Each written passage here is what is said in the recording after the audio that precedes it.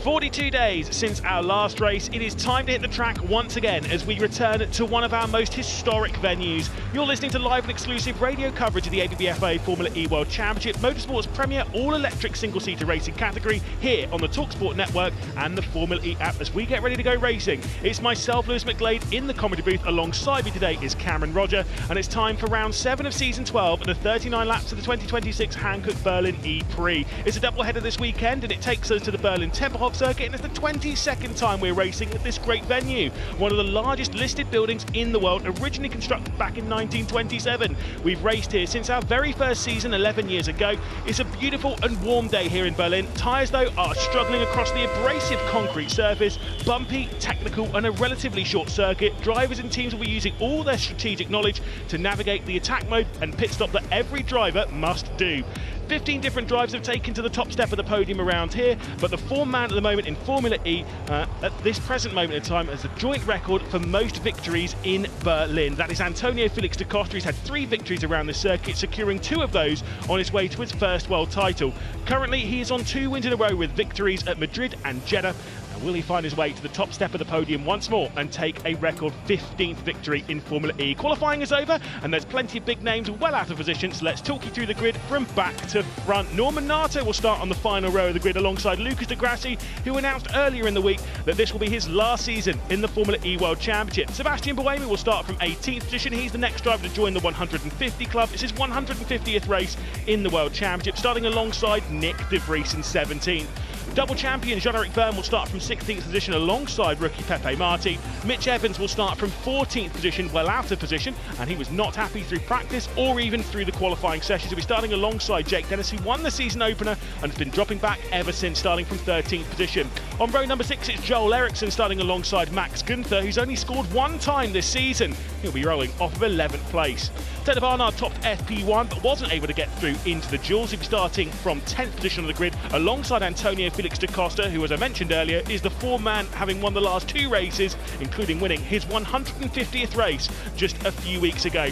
Felipe Drugovich got into the duel, starting from 8th position he will be, and another first-time duel appearance from Zane Maloney. He'll be starting from 7th for the Lola Yamaha app team. Nico Muller still hasn't got a victory in Formula E after his 68 races. Let's see what he can do in the Porsche team from 6th, alongside Nick Cassidy, who won from 20th on the grid here last year. Dan Tickton will start from 4th position on an all-British second row. Ollie Rowland will be starting alongside. The front row has the top 2 in the World Championship race at the moment. It's Pascal Wehrlein, who's having his first front row start of the season. And for Edo Mortara, it's another pole position, his 4th around the Berlin Tempelhof circuit. As I mentioned earlier, Cameron Roger is in the commentary booth alongside me. It is a beautiful day for racing here. Yes, it certainly is. And we have 39 laps around here, the Berlin Tempelhof. We do have the pit boost in this race, where the drivers will have to come into the pit lane, every single driver, and they'll be able to stop for 34 seconds mandatory time. They'll get about 10% extra battery life before, of course, we go back out onto the circuit. They'll then also have the attack mode zone, which is on the outside of turn 2 here. You'll see them go wide, activate that, and it is for a total of 6 minutes here this time. Indeed, it's the opening couple of corners, effectively you say turn 2. It really is the first corner of the circuit which they'll all be navigating. It's a slight kink to the left before basically a hairpin to the left, and the attack mode is on the outside. Extremely wide down there. Drivers are really struggling with it during qualifying because of these warm temperatures that are creating quite a struggle for the tyres. Absolutely, a really abrasive circuit. So as we go throughout the race, do see the drivers struggling on the power, and that's why they're wanting to take these attack mode stuff early, where they can use those tyres in the grip. The drivers are currently pulling their 2 rows forward. They start 2 rows back, they then move their way forward. It gives them a little bit of time to do a burnout and get the rear tyres up to temperature. But on the race start in Formula E, it is an all-wheel drive affair off of the starting line. The fastest accelerating single-seaters on planet Earth about ready to go here for round 7 of the ABB FIA Formula E World Championship. A doubleheader weekend for us here at the Hankook Berlin E-Prix. It is Edo Mortara, Pascal Wehrlein, Ollie Rowland, Dan Tickton, Cassidy, Muller, Maloney, Drugovich, da Costa and Taylor Barnard the top 10. The lights are about to come on above the drivers, and Edo Mortara will try and hold that lead down into the opening corner. There's 5 lights on and 39 laps ahead of us, and we are go here at Berlin. It's a great start from Ollie Rowland from the second row of the grid, and excellent translation as well from our pole sitter, who will lead down into the opening complex as the attack comes in for second place. Ollie Rowland looks to the outside to try and take over the position and goes around the outside of the number 94 of Pascal Wehrlein. The season 10 champion drops back to single position. It was champion versus champion, and it's Ollie Rowland up to second. They navigate their way through turns 3 and 4, which goes to the left and then back to the right, and they all go back for single file before turns 6 and 7. It's been a lovely clean start here as we come down into the hairpin of T6 and 7. Huge send to the inside there from Gunther as he tries to find his way past Drugovic and Muller, but had to back out of that one, unfortunately, on the apex. Big battles as well further back as the Andretti, I believe, of Jake Dennis is also trying to make his move. It's Felipe Drugovic, rather. He's starting from 7th position, trying to fend off the DS Penske of Max Gunther and Taylor Barnard. That's battle for 8th position at present, and now he searches his way forward as he tries to get past Nico Muller for 7th. They go through this tightening left-hander at the end of the circuit, where they go through turn 12, 13 and 14, constantly going to the left before they flick it back out right and onto the start-finish straight. 1 lap complete. It's Edo Mortara leading for Mahindra. The highest battle on the grid at the moment is for 7th position between Nico Muller and Felipe Drugovic. A couple of drivers look to the outside. Dan Ticktum is trying to get past Zane Maloney for 5th. Yeah, that was a beautiful move to the outside of T1 and 2, and Maloney's going backwards. He had a good start on that first lap, managed to get 2 positions, but he might lose those 2, although he just keeps in front of Nico Muller as we work our way down the back straight to turn 6. 6 and 7 is an awkward double right-hand hairpin, and its drivers, they kind of dive it in a little bit early for that first apex and try and find the second one, but you see sometimes a lot of drivers almost miss the first apex and they only find the second one. It leaves the door wide open for a massive attack going down to 6 and 7. We'll see that very much later on during the race. Everyone's keeping nice and close. I'm sure they're running energy numbers at present. Going to be critical today, remembering that that pit boost is in activation today. They must come into the pit lane once during the race, but it's only once they've used 60% of their battery. Oh, sorry, they've got 60% of their battery left, so they must use 40% of their battery before they can come into pit lane, meaning there's a lot of different strategies for the drivers and teams out there. Absolutely, as we've seen a look to the inside here, this is a big move up the inside into turn number 1, and that is going to be the race lead there for Oliver Rowland as he manages to get past. That was a lovely sort of a coasting move onto the inside and around the back corner here through team 3 and 4. We're going to see Zane Maloney retake that position on Dan Ticktum. They've gone up and down as they sort of swap positions a few times. A big flick here to the inside in turn number 2 for Edo Mortara as he holds off everyone behind. They're really having a bottleneck now. Race leader, Ollie Rowland, Edo Mortara in second, Nick Cassidy and Pascal Wehrlein on the top 4. Zane Maloney's doing a great job to hang on in there. He's moved up into 4th position, now looks to the outside of Nick Cassidy as he tries to send one around the outside of 9 and 10. It's a double left-hander for him, but could not find the movement through. Nick Cassidy will hang on to 3rd position, of course, a race winner earlier on in the season. Now it's attack for the race leaders. Into it comes Edo Mortara for Mahindra. We do expect a lot of lead changing, so we won't get too excited about it until it's the end of the race, but we are expecting this as everyone's running energy numbers at the moment, Cam, and trying to play that strategy game. Oh, look at them fan out 3 wide. We're going to see into the first corner, and it looks like we're going to swap around again as the Mahindra of Mortara retakes the race lead as they are trying to save the numbers. What this is doing is backing everyone up. We're 2 by 2 by 2 on the exit of turn number 2, but they have to go back into single file formation as we work our way back onto the back straight. Nico Muller and Pascal Wehrlein 5th and 6th position. They're the ones that are going side by side. The 2 Porsche drivers at the moment just trying to keep each other at bay, but they've got the 2 DS Penske's going to the outside of them, which is the left-hand side as they run into this turn 6-7 complex, the double apex hairpin, which then takes us into the double left hairpin at 9 and 10. So Gunther and Barnard has gone around the outside, and it's Taylor Barnard that's just to the inside of Pascal Wehrlein. Gunther's picked up both the spots and now runs in 5th. Taylor Barnard's found his way through the 6th, and Pascal Wehrlein and Nico Muller for Porsche have dropped back a couple of positions apiece down to 7th and 8th. Race leader is Edo Mortara. 4 laps complete. It's Mortara from Cassidy from Rowland, the top 3. And a little bit further back, we've seen Lucas de Grassi from the back row of the grid getting up to P9 already, now even P8 as he gets past Nico Muller. That's a lovely start from the Lola driver, and they're going for the lead even further up towards the front with 3 wide in towards the first couple of corners. On the outside is going to be Gunther, has to back out of that one and allow Ollie Rowland to get through. Look at Maloney come through.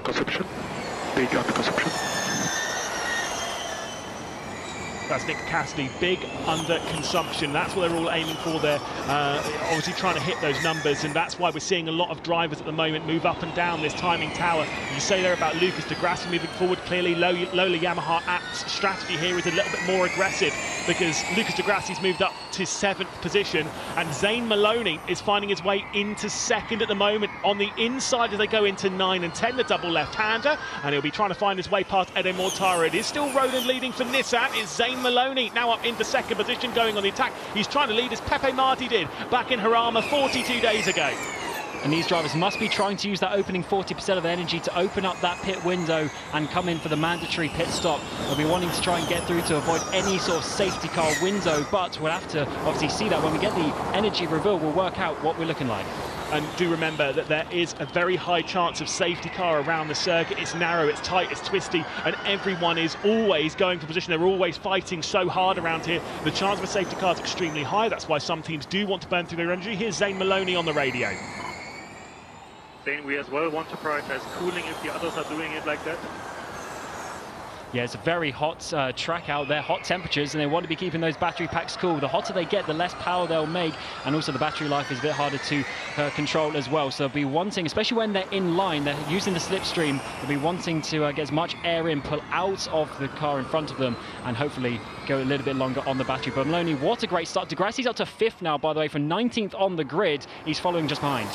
And it's still Roland leading, although that's not going to last for very much longer into the final complex of corners through 12, 13, 14 that go to the left, and then 15 through the right. Zane Maloney finds his way to the inside, and I believe for the first time in the ABBFA Formula E World Championship, the boy from Barbados will hit the front of the field as Zane Maloney leading from Roland, from Gunther, from Mortara, de Grassi for Lola Yamaha App, then it's Cassidy, Taylor Barnard, Dan ticked him up to 8th position with Pascal Bellon and Nico Muller after 6 laps complete. We've still got 33 laps left to go here in the 2026 of Berlin E-Prix, the Hankook Berlin E-Prix. Zane Maloney is just about hanging on to the front, although again everyone's numbers on energy, that's what they're really focused on here. Although I was saying in the energy reveal, I was having a little quick look at that, no one's particularly aggressively higher or lower than everyone else. Ollie Rowan's a little bit better. Here's de Grassi. Okay, you have the same energy that the top 7, all cars behind have 1% more. From P8 onwards, they have 1% more energy. Yeah, exactly what you're saying, Lewis. It's just 1 or 2% here and there, which at this stage of the race isn't so much of a problem. There's so many laps to go, they'll be able to average that out.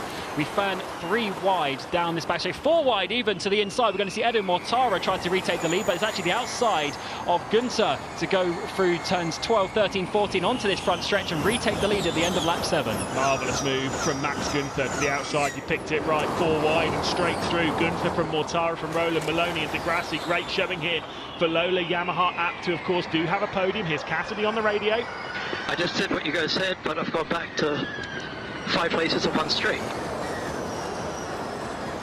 Maybe a little bit of frustration coming in from the Kiwi. He runs in 6th position in the race. He's dropped back a couple, but we know what Cassidy's like when it comes to playing the long game. Did around here. And when he took that victory from 20th position, I'm pretty sure he was back outside of the top 15 for pretty much 90% of that race. Suddenly, the final few laps, he was able to use that energy and come through. The problem is you can't really do that on a day like this when it's quite hot. I remember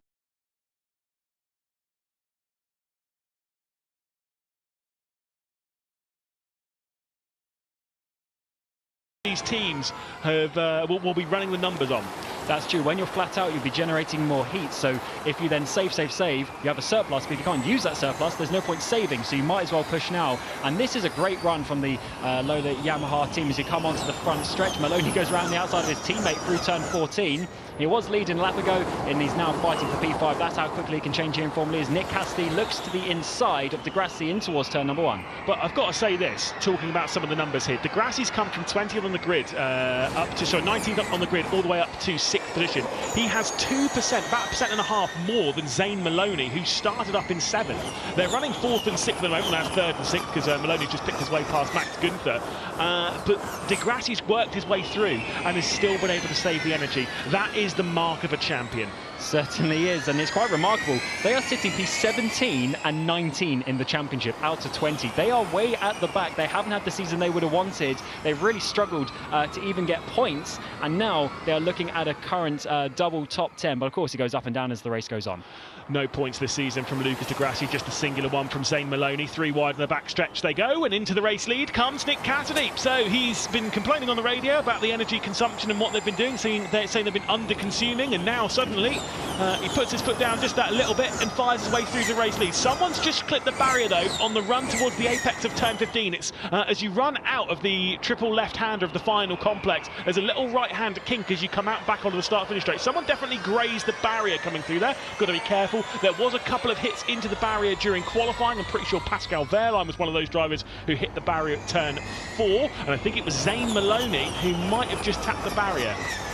Definitely not what you want to be doing if you sort of bend one of the toe links. The car will be crabbing down the straight. We're going to see this. This is when the 2 Lola cars went side by side on the Exeter T14, and it was eventually Maloney who came out. This is absolute carnage on the Exeter T7. Yeah, there is plenty of battling coming. It is Cassidy leading. It's 3 wide for the race leaders. Di Grassi looks to the inside. There's a look to the outside from Ollie Rowland. Cassidy was through the middle, and straight up to the race lead comes Lucas Di Grassi for Lola Yamaha app. Did lead a few laps, where I remember correctly, back at the Miami Homestead Speedway last year, when he went on to finish on the podium in a race that Norman Nato, from memory, also was playing a very key feature on, but had a penalty late on courtesy of some issues with taking attack mode and whatnot. But at the moment it is Di Grassi leading. We've completed 10 laps of this race. We've got 29 left to go. It's Di Grassi for Lola Yamaha app to the front of the field. It may well become a Lola Yamaha apt 1-2. Historic scenes here around the Berlin Tempelhof as Di Grassi's on the radio.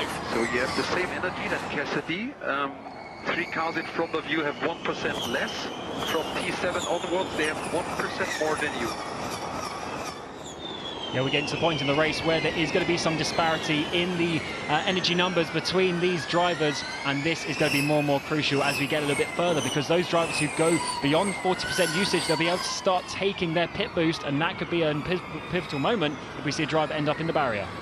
Obviously, I was mentioning to you coming into this broadcast, Cam, that the Tokyo E-Prix last year, when we were using pit boost really for the first time, Stoffel Van Dorn burnt through a lot of his energy early, was able to come into the pit stop before everyone else. Then there was a safety car at just the right moment, and then was able to find himself in on the top step of the podium in a victory, and that's kind of what a lot of these drivers are aiming for. Though I will say, as much as it is an aggressive strategy from Lola Yamaha apt, looking at the percentage, looking at the numbers that we're seeing on our screens here, Cam, I wouldn't necessarily say that they're ridiculously lower than everyone else. It's 73% for Lucas Di Grassi, 71% for Zane Maloney. Yes, there's a big 2% gap between the two of them, but behind that it's 72% for Cassidy, 71% for Rowland, 71% for Mortara, 73% for Taylor Barnard. Pascal Wehrlein on the radio from 12. We keep the plan A. We have 2% more than Cassidy. I love this plan A from Wehrlein.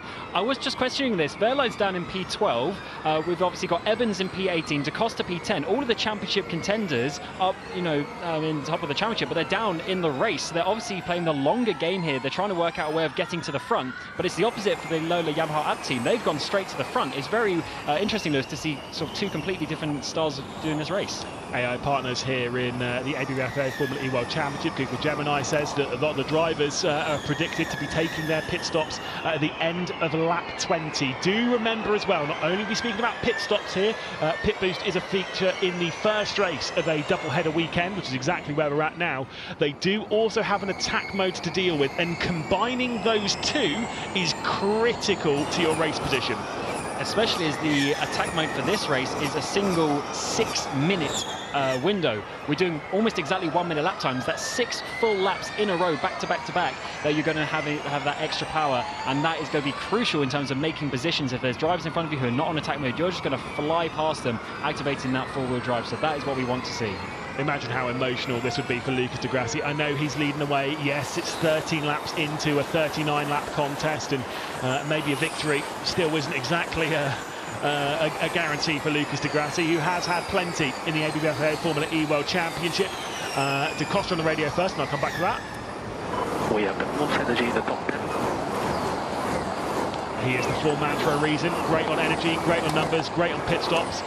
Won the last race, which was a pit boost race as well. DaCosta is obviously a man not to mess with. Currently sits in 10th position in this race. As I was saying though, I actually can't remember what I was saying before I got talked about that radio. Where was I? Who am I? I'll come back to the top. I was saying to Grassi about how emotional the victory would be, considering it's the week that he's announced that it'll be his last season in Formula E? Absolutely. He's been one of the ones here from the start, won the very first ever race back in China in 2014. He's been here from the start. He's got the most starts in this series, and he knows what he is doing in this championship, and obviously just in general a very experienced driver from Formula 1, from WEC as well, and now leading at the front. The race has calmed down just a little bit as we've seen the drivers have all that tussle for position in the opening 5 laps, 10 laps of the race.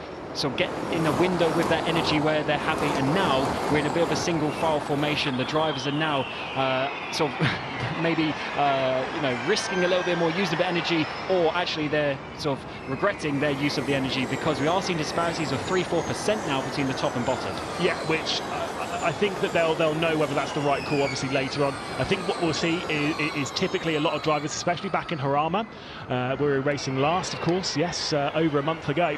A lot of the drivers were going into the pit boost, then using attack mode immediately after, but it's quite a difficult thing. The overcut was kind of the strategy on that day, but Harama was a much more open, much more raceable venue. This is tight, it's closed off, it's difficult, it's brutal, and we are expecting there is that high potential of a safety car around here as well. Oh yeah, completely different venue. I mean, Harama is a proper, you know, a purpose-built track. Has been around forever and forever. Everyone sort of has some data on that circuit. This is a concrete pad. 4 laps to pit window opening.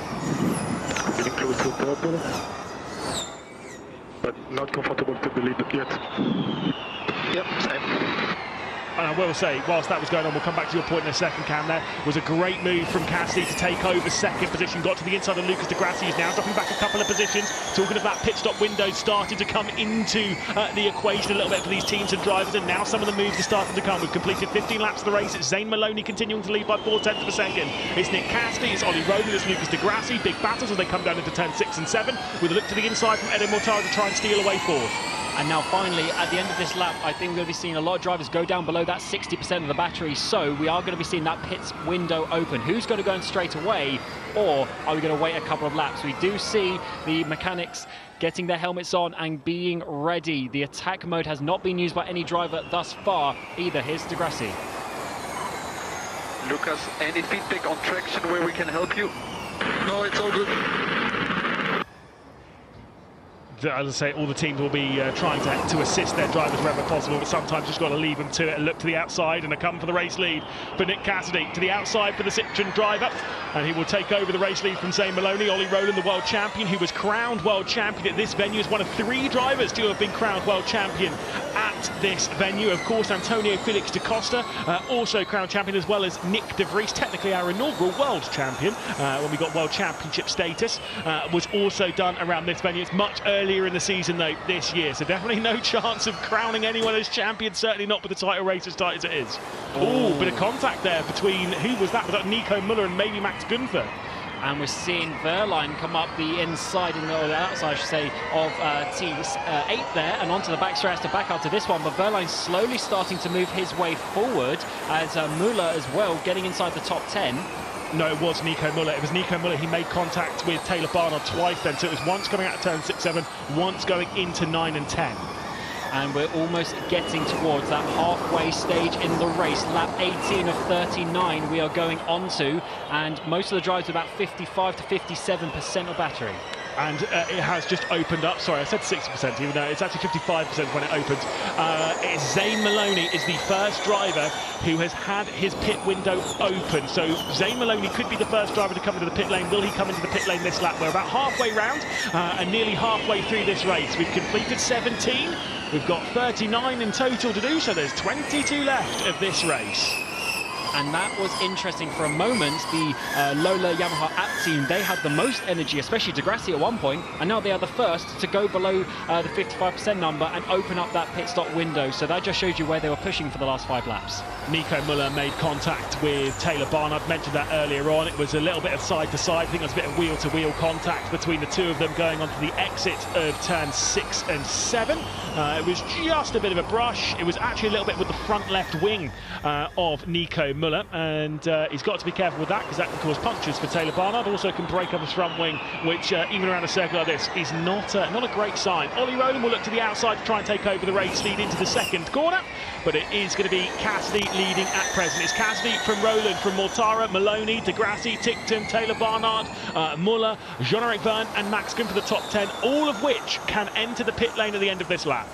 And I wouldn't be surprised if someone does that. We're going to go 3 wide in towards turn 8, and that is not the position that you want to be if you're the Porsche driver there of Muller, as he's going to get swamped. He's going to lose 2 places there, and that is really a difficult situation. But what can you do here in Formula E, where everyone is going for every single gap, trying to find the best position? The mechanics go into the pit lane, they come out of the pit lane trying to find sort of a bit of a gap in the traffic. All 20 cars can now come into the pit lane, but which ones are going to pounce? We were estimating the end of lap 20, it's coming up to the end of lap 19. Anyone coming in early, as one of the Porsches dropping down the field, as Pascal Wehrlein, I think might have an issue here, as he's trying to work his way into pit lane, but he was offline and struggling. I wonder if his tyres were having a bit of a problem there. He's dropped down to 20th position now as he works his way into pit lane. 4 drivers in, it's Dan Ticktum, Da Costa, Drugovic and Wehrlein. Here he is. Pit boost and then tyre change. Oh, that is very interesting. So he definitely had a puncture of some sort. Yeah, I think so. And already just looking at the state of the tyres, there's a lot of marbles coming out there on the track, so wouldn't be surprised if there's a lot of debris, and also just with the contact as well that we've seen. There's quite a number of cars making contact, even just with the wall. And if you get, no one's pitting for tyres here, so if you do, I mean, he's not going to finish in the points today. We had a good chat with Charlie Butler Henderson coming onto this broadcast, who is the man that sorts out all of our team radio. He's the one that plays all this team radio for everyone at home. Obviously, he's privy to some interesting conversations that happen between team and drivers, because he can hear all of it. And he was saying that it was a big thing in practice. They are expecting the tyre wear to be extremely high this round. Now on Pascal Wehrlein's car, they're going to change the front right tyre, which was the one that was causing him some problems. They have completed the recharge of the car, so 10% extra energy. Of course, it charges at about twice the speed of your commercial fastest superchargers at home. Or you can go and, when you go and charge up at the charging stations, it's about twice as far as that. Incredible technology here. Managed to stop at 34 seconds before rolling out, but of course, that accounts for your stationary time to do with the recharge. You can't work on the car in another fashion whilst it's in that 34-second mandatory stop. And that has put Wehrlein a lap down. Of course, the leader still needs to come in the pit lane, so that will give him potentially his lap back, but really not a position that the 2024 world champion would want to be in, especially at such a crucial point in the championship, as he is leading by 11 points coming into this race. So he's going to tighten things up. Every time someone starts to run away with the World Championship, they start to get closed down on. Last year was the specific exception, with Ollie Rowland dominating things in the early stages. This season, it's seeming like it's going to be very close between Pascal Wehrlein, Edo Mortara, Mitch Evans, Antonio Felix da Costa, all those drivers in the World Championship race. A few more drivers into pit lane. We've already had Cassidy, who has already come into the pit lane. There's 4 drivers in there at the moment, being Edo Mortara, Nico Muller, Jean-Eric Verne and Max Gunther. The race leader at present is Ollie Rowland, still yet to come in for his pit stop. No drivers have also come in for attack mode just yet. We will update you as to when they do that. It is Rowland leading from Maloney, from De Grassi. We've completed 21 laps. We have 18 left to go. And talking of 18 left to go, I mentioned the attack mode is 6 minutes. That's 6 laps. So the closer we get to the end of the race, they're going to have to start thinking about taking it to try and use up those minutes. There is no mandatory requirement, though, in Formula E. This is a new thing for this year. If you were joining us through last year's coverage, where Norman Nato mentioned before, he had that issue where he hadn't taken his entirety of attack mode before the checkered flag flew. In current rules of Formula E, as long as the attack mode has been armed and has been used, you do not have to use the entirety of that attack mode before the checkered flag falls, as long as it has been armed and used. So that is an interesting one, because then you'll use less energy if you don't use all of that time. But of course, you don't get the extra speed on the straights. So we go side by side through turns 3 and 4 here, as that was a lovely move by one of the Kiro drivers. As we're also seeing now the 23 come down pit lane and get his attack mode. That is, or pit boost I should say, that's Norman Nato, but he was at the back anyway. Still 0 drivers on this field have come in for their attack mode. And when I say come in for their attack mode, they have to drive off the racing line at turn 2. It's the effectively the opening corner of the circuit. Turns 1 and 2 are almost linked together. You treat them as one as you go through. You would go wide and off offline, picking off the attack mode there and then dragging your way into pit lane. The interesting thing that's happening here though, Cam, because obviously the pit lane is so short, the pit stop is so long, but the lap is so short as well, everyone's come out and they're around the same part of the circuit as each other. So those that have already stopped are influencing those that haven't stopped yet. Reminds me of an old DTM race where there was rules in place for blue flags to stop drivers going a lap down and then or kind of battling around with them. We've never really seen this in Formula E. Yeah, I guess it depends on the exact moment or the exact sort of length of the race. We see some drivers going a little bit wide there as they try to work their way through turn 1 and 2, but we are back into a bit of a single file formation. Everyone's regrouped after that pit stop, although we are seeing the top 4 drivers still out there. De Grassi and Ericsson are in the pit lane though from 5th and 6th. It's Edo Mortara who's the pit boost leader. He's the one that stopped and is the highest of them. Then it's Cassidy, Muller, Barnard and Da Costa, those drivers. The current race leader though still sits at Ollie Rowland, Zane Maloney, Pepe Marti and Mitch Evans, who also went very late last round coming into the pit boost. The course finished second to his teammate Antonio Felix Da Costa 42 days ago, and I can tell you something about his interview post-race. He was not happy about it. Certainly not. Drivers don't like it when things don't go their way. We are starting to see attack mode being used. Nominato from the back did that on pit exit. No one else from the front of the field. But what we're seeing now in terms of energy is we are starting to see some pit disparity. So your pit boost leader now has about 3% difference to the driver with the most, which I believe is Jake Dennis at the moment. Yeah, Nico Muller, who's currently sat 3rd of those that have been into the pit lane, 46% of energy for Nico Muller, who's yet to take his first victory in the championship. Did have a podium earlier on in the season, has only got 2 podiums in the ABBFA Formula E World Championship, but actually has really stepped up his game since joining the Porsche outfit at the start of this year. Into pit lane for Zane Maloney, who will now work his way out as the race leaders are working their way through the final complex corners. Here's Dan Ticktum on the radio. We've got an error. 139, it's just cut power. What the f was that, mate? I've just lost all that. Do you have any drive? Yes, it's come back after I cleared it, but mate. I'm going to take a wild stab in the dark, but I don't think Dan Ticktum's particularly happy about that error that's popped up on his car. He's dropped right the way down to 19th position. A big shame for Dan Ticktum and the Cupra Kiro team. We're looking quite strong. Thankful for them, at least Pepe Marti is currently running in 3rd position, although the top 3 have just come into the pit lane. 14 laps left to go. Evans, Rowland and Marti all in the pit lane. Nick Cassidy is the leader of your pit boost runners. We'll update you as to where Evans, Rowland and Marti all come out in this big train that runs from 4th all the way down to 18th position, which of course right at the back is Norman Nata, who is in attack mode, has rejoined the rear end of this train. He'll start working his way through, I'm sure. Yeah, I'm starting to get a bit worried about the Lola Yamaha apt drivers. They've now got by a good margin of even 4% less than some of the other drivers around them. Zane Maloney has now got down to 37%, whereas Nico Muller in front of him is on 41, and that could be a big factor. Ollie Rowland is going to have the race lead, though, on pit exit, as he's actually got a good 3 or 4 car lengths away. It's going to be a little bit more difficult for the drivers to work their way in, as Marti is going to have to drop down. He was 3rd place initially on pit exit, but he's down to about 5th position now. They have got into a single file. He has a bit of a wiggle on the exit of T4 as he tries to hold position. Ollie Rowland has been a race winner around here. It was in the 5th race back in 2020. It's Cassidy on the radio. It's going to be close with 1 up, so let's try to increase if we can. It's going to be close with 1 up. And that tells you what they were trying to do to try and take over that race lead from the Nissan driver, who now heads the field, still yet to go in attack mode. Just 2 drivers on this field that have used attack mode, 2 of the 20 cars on the field. Norman Nato in 17th position, really unable to work his way through. That gives me a bit of concern there as to whether drivers are actually able to use that attack mode, because I wonder if it's because it's too hot, they might not be able to use that extra power that they kind of have at their disposal. And considering he now has 2 minutes of the 6 left, he's been out there for 4 minutes, and no one else apart from Joel Eriksson has come in to follow him, so he was the only one thinking that was the best strategy. Anyone into attack mode this lap? No one's darting for it at the opening corner. and so it's still going to be Rowland leading. Post pit stop, let's update you. 13 laps left to go. It's Ollie Rowland leading the race from Nick Cassidy and Edo Mortara, who'd be set to take over the championship lead at present.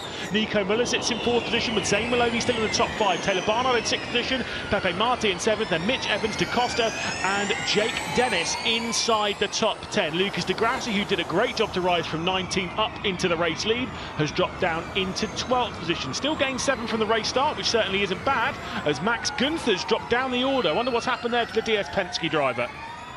Just shows you how difficult it is in Formula E to get to the front, but it shows you how easy it is to go backwards.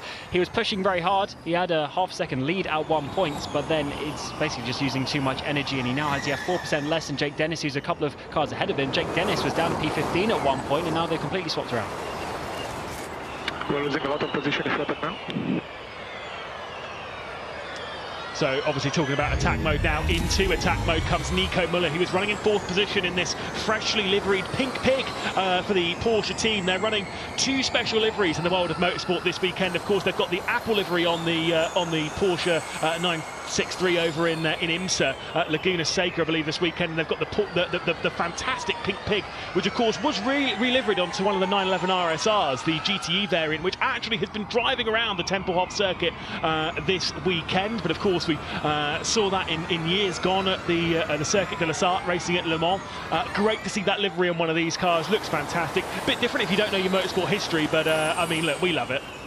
We certainly do. As Müller goes to the inside, that's P3 now, so it's Rowland, Cassidy and Müller, the top 3. Mortara drops back and Maloney does that one lap, and on the exit of the final corner, Müller with the attack mode extra power is going to be going for the race lead to the outside of turn 1, and from 5th to 1st in a matter of 3 or 4 corners. That was nice and easy for Nico Müller, and into attack mode now comes Nick Cassidy. Was running in 3rd position, he's going to drop out to the side-by-side of Zane Maloney and Taylor Barnard, and has to sit behind. So to 6th position for Nick Cassidy. Taylor Barnard's going to work his way through into 4th through all of that, as we've got 11 laps left to go.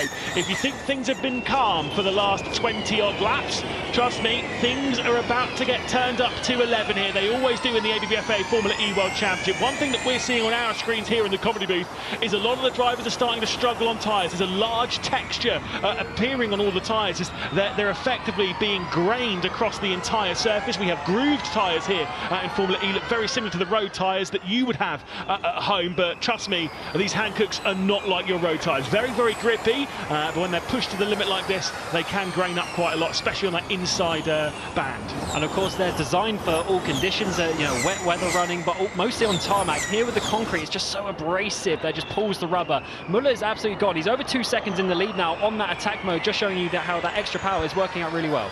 Into attack mode comes Ollie Rowland, Edo Mortara, also Taylor Barnard, Zane Maloney and Pepe Marti all work their way into attack mode. A little bit earlier on in the race, I think Mitch Evans came into attack mode a lap before everyone. He's now running in 5th position. Jake Dennis runs in 6th, hasn't used his attack mode, is saving that one for a little bit later on. You're absolutely right. Fastest lap's been set. He's the first driver to get below the 1-minute barrier. Nico Müller set a 59.434 in the previous lap. The fastest first sector's come in though from Nick Cassidy, who runs in 2nd position. It's Cassidy then in 2nd, Ollie Rowland in 3rd, Mortara, Evans and Dennis, then Taylor Barnard, Antonio Felix DaCosta, Zane Maloney and Pepe Marti, the top 10 with 10 laps left to go in this race. Battling further down the back end of the top 10, see Zane Maloney look to the inside of Taylor Barnard, and in fact it's more Zane Maloney trying to work his way past the yellow and black Andretti of Jake Dennis. And this is obviously an interesting one now that everyone's got into the attack mode. They've all got the same power, so no one's really going to gain or lose now. But when the attack mode ends for the early runners, that is when we're going to see things then go in the reverse position. That's a huge send down the inside there from Pepe Marti as he tries to work his way through on Maloney. That's for P8. And as Maloney tries to come back through turns 2 and 3, he wasn't able to do so as Marti, a really aggressive move there. You say that everyone's in attack mode at the moment. Everyone in that top grouping is in attack mode, apart from one. Jake Dennis is being aggressive and he's on the radio now. Jake, you got 3 attempts left, 3 attempts. So he's come in to try and do his attack mode and has missed it. That is a big shame for Jake Dennis. Easily done, but you've got 3 like sensors that you have to get close to going through attack mode. You've got one at the start, one at the middle, one at the end, obviously. If you miss one of those, the attack mode will not arm. And the important bit with that is you lose time going on the exit of turn 1 and 2 to get into the attack mode. So you'll lose 3-4 positions at least, and he's already done that twice and not made it. So he's got the loss, but without the gain. 2.8 seconds, the lead for Nico Müller, searching for victory on home soil. Nick Cassidy trying to hunt him down into attack mode. The attempt comes in once again from Jake Dennis, and finally it is armed this time, down to 13th position. One only saving grace of all of that is that he will have his attack mode for 2 minutes longer than basically anyone ahead of him. He's currently just come in to his attack mode. Nico Müller only has 90 seconds left, and effectively, because the laps are a minute, if you come in a lap later, well, you have a minute longer. So it's a whole lap that you're keeping. So Cassidy's got 2 minutes 20 seconds left. Ollie Rowland's got 3 minutes 20 seconds left, and that's the same with Rowland and Mortara in 3rd and 4th. So they have 2 minutes left in our race lead. That's why that 3.2 second gap for our race lead we are expecting to come down, but it is the pink pig of Nico Müller at the front of the field in the 51. The two Jaguar TCS racing cars are moving their way forward as the race continues on. They're up into P5, P6 now. They were well outside the top 15 earlier in the race, but they are making their moves later on in the race and trying to find their way forward. And that was another position of Evans trying to get Mortara, but it hasn't quite worked out, and he has to back out of that one. Elio Mortara, who's clearly got some great speed round here. 4 poles, 4 of his 6 poles have come around this circuit. 2 of them obviously came at Jeddah earlier on in the season. So qualifying is going quite well for the Mahindra driver, who at present would be taking over the lead of the World Drivers' Championship, trying to win his very first world title. 30 more seconds for Nico Müller at the moment for his attack mode, and the race control, by the way, they're investigating, or rather a black and white flag, a warning flag for Pepe Marti, who currently runs in 8th for Cupra Kiro. Yeah, that's when he was making that position a little while ago. I think it was Zane Maloney. A lot of contact was made there, and Jake Dennis. Okay, so stay patient. You've got the second 3 minutes of your activation with clear offsets. Your second 3 minutes, clear offsets.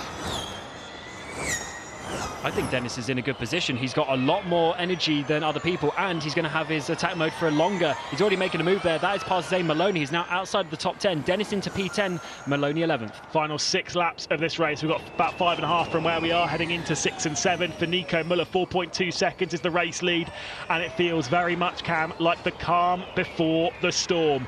Nico Müller's attack mode has run out. 40 seconds left to go of Nick Cassidy. Ollie Rowland behind will be looming large in the mirrors, I'm sure, by the end of the race. We'll see how much that gap closes down. But you've got to think of the gaps between all of those behind. It's Ollie Rowland in 3rd position, who's got a car right behind him in Elio Mortara, who's got a car right behind him in Mitch Evans, who's got a car right behind him in Antonio Felix da Costa, in Taylor Barnard, in Pepe Marti, in Nick de Vries, in Jake Dennis, with more attack mode. This race is certainly not over yet, and the hunt for a first victory in Formula E for Nico Müller looks like it's going to go through a terribly difficult end of this race. It's going to be tense as Cassidy in P2. His attack mode is going to end. Müller's lead at the front is 3 seconds, but everyone else in behind still has at least 1 or 2 more laps of that attack mode, and this is going to be difficult for them to hold on. It is 3.5 seconds as Cassidy holds on to 2nd place. Rowland in 3rd, Mortara in 4th. We then have Evans, Bernard, and of course da Costa sitting in there, but Jaguar, they took their attack mode early again, and they have run out, so they can't push just yet. It's a fantastically interesting race that I'm sure at the moment Nico Müller is enjoying. He is holding at the moment a 31% win probability from this position. Now, considering he's leading by 3.6 seconds with 4 laps left to go at the line, I would say 31% isn't actually that high, realistically speaking. He is running away with things at the moment. He's actually starting to build the gap out once again to Nick Cassidy over the lap. It's gone from 3.1 out to about 3.8. This is looking great for Müller, who has 4 laps to seal that first victory. I think he's timed this to perfection. Everyone apart from Jake Dennis inside the top 10 is the only car not on attack mode. As Evans is now making a move. That's for P5 on Pepe Marti. That's opening up the door as well to Taylor Bernard on the exit of T2 into 3 to have that inside line. It's going to be a bit of contact between the two things flying off the car, but in the end it is going to be Marti holding on. Yeah, I think Taylor Bernard might have just picked the rain light right off the rear end of Evans's car. Jake Dennis with 1 minute 40 seconds left to go of attack mode now finds his way past Taylor Bernard and DS Penske. That'll be him up into 7th position, and now looks to the outside of Pepe Marti. Has to switch it back up to the outside as he'll try and get his way through the outside of 9 and 10. The double left-hander which takes us out onto the back stretch that runs into that final complex of corners. To the outside goes Jake Dennis, and around the outside of Pepe Marti he goes. Dennis up to 6th position, 1 minute 20 left to go of attack mode. Mitch Evans directly ahead of him. That was a beautiful move to see the attack mode working. Dennis just straight around the outside, just had more power on the exit and was able to go through. This is working out so well from the driver who's not sort of had the race that he would have wanted. He started way down in 13th place, dropped even further back. Here's Müller. We at the moment have 1% more than Cassidy in P2.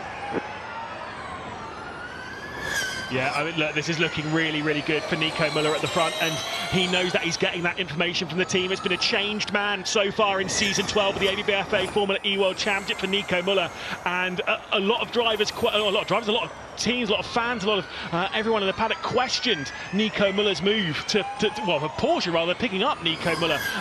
Yeah, maybe thinking that maybe he wasn't the right fit for the team. He is proving that right now, absolutely flying, sits in the top 5 of the championship, and again, running away with things at the moment. Yeah, I do think Müller maybe is a slightly underrated driver over the last few years, but he has got speed and he's got a lot of experience now, is the important factor. So, of course, his teammate Wehrlein, a champion a couple of years ago, and they had big shoes to fill with Da Costa leaving last season. So they basically had to choose a good driver, and Müller is showing what he can do. 4.5 seconds is the lead with 2 laps to go. Would move him up to 3rd in the Drivers' Championship ahead of Mitch Evans, and taking the fresh liveried Pink Pig up to the top step would be great for Porsche. Here's Da Costa. My problem is not the tires. I have no power. Cool the car.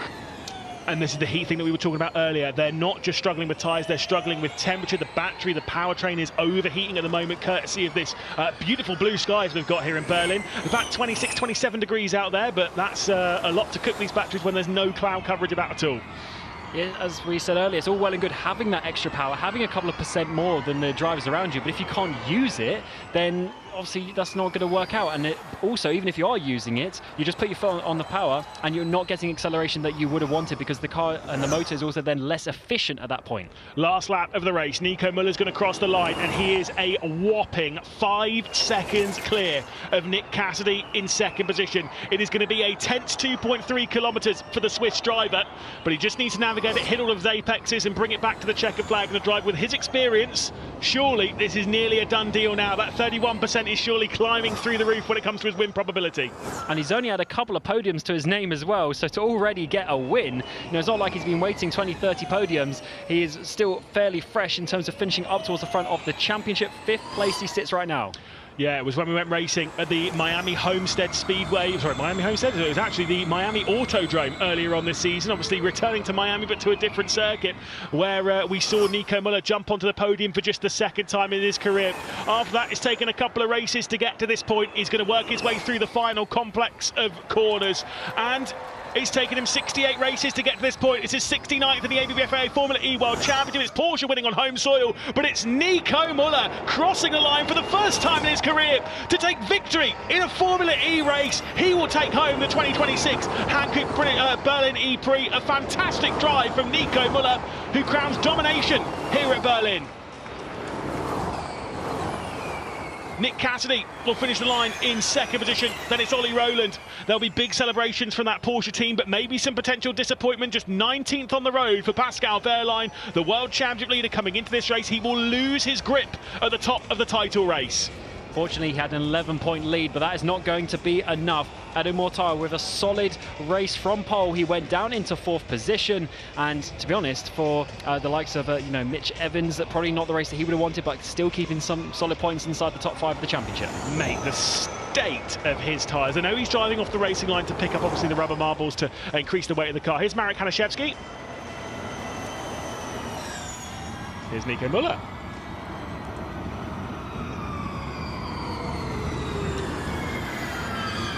Well, Cam, I don't know if you want to do any attempted race celebrations there, but Nico Müller, he's not joining us on the radio. Maybe he'll jump in at some point to give us the celebration, but I'm sure he's a very happy boy behind the wheel of that Porsche. Oh, absolutely. He's not had the... There is no planning for all scenarios, but the boys just adapted perfectly. And yeah, just awesome. Super happy. Thank you very much, team. So he's only had one podium this season, a P2 finish at the third round of the season. Apart from that, it's been mixture of results. In a P16, a couple of races to go. So this is a lot more like it, and especially on home soil for both team and driver. They will absolutely be loving this one as they come back down pit road. And it was just a commanding race from him, to be honest. They chose the perfect time to jump into the pit lane. They were basically the first people that were able to jump to the front with that, with the bit of clear track. He was able to make that 3-4 second lead. And to be honest, no one was able to chase him down. Even when the attack mode finished for the other drivers, he was still able to gain another 2 seconds. Tell you someone whose strategy didn't work out, Lola Yamaha Apt. Very, very disappointing for them after running so strong today. 15th position for Zane Maloney, 17th for Lucas de Grassi. What do you make of that?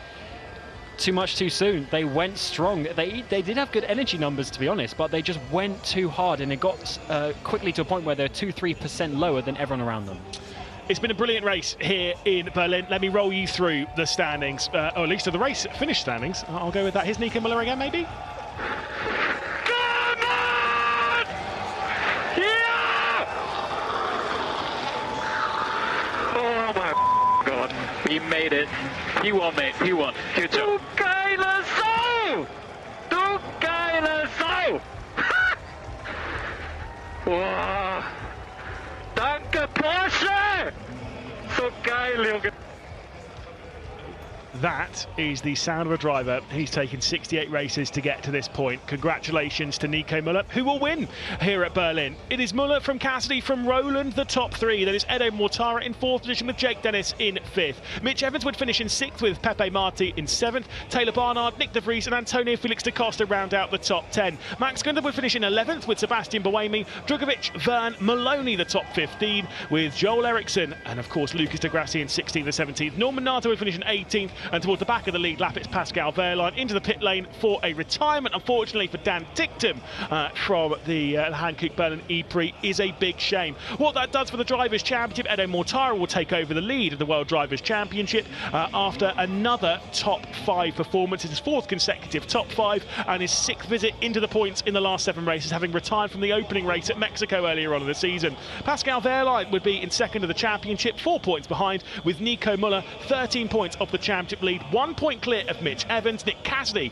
will be in 5th position of the championship. On the team side of things, it's Porsche taking control, 19 points clear of Jaguar TCS Racing, with Mahindra on 101 points in 3rd position, having a double top 10 during this race. A fantastic performance though for Porsche, for Nico Müller and for the whole team over that side. A brilliant drive for him to take his first victory in Formula E. Remember though, we will be back tomorrow the same time, 3 p.m.